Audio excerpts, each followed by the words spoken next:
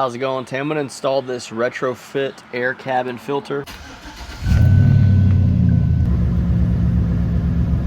So this truck has a spot underneath that most trucks would have like a filter spot for. Chevy decided to seal that off, so we're going to take off that plastic cover, cut out the part that was sealed off, and then install this filter. What I like most about this filter, just looking at it, is it's got these little notches out, so we can kind of like bend them to articulate it up into the slot, and then it has a replacement cover with one screw to screw it back in place. The first thing we need to do is to remove 3 screws. They have 9mm heads. Alright, so I got it off. It was actually 4 bolts. There was one all the way at the far end, and it was 7mm. I think I said 9 in the beginning, but it was 7mm. Now we are going to find the little spot that's covered up, cut it out, and then put the filter in place. This little channel right here, it actually has kind of like grooves on the outside. So I'm just going to follow the grooves with the knife. I know it's not the best angle for the camera, but I got to be on this side. So I'm going to start all the way in the back.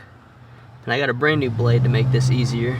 So I just got it cut off. I did make a little mistake right there. The best thing I would suggest is to actually push the blade up into the channel, and then you're almost like sawing it up, because trying to like cut it straight in one line was just way too difficult.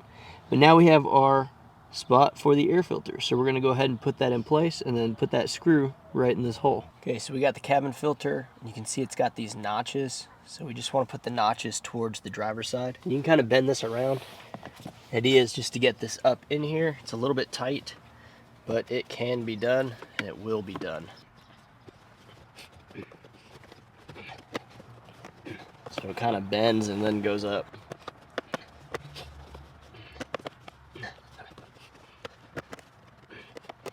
There we have it, and you got your white tabs here. All right, now for our seal right here, you got this tab. It's gonna tuck in underneath here. It actually has a slot that's pretty obvious to get to.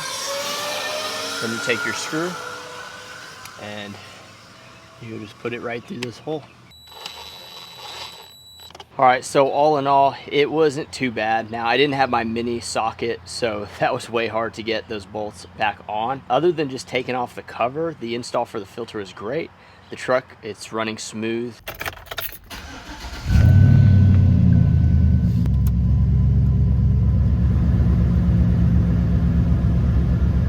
You know, the air coming in can now be filtered, so hopefully it'll keep the dust down and keep my allergies at bay. I think it's something that the truck probably should have had already, but at least now with this kit, you're able to get it installed.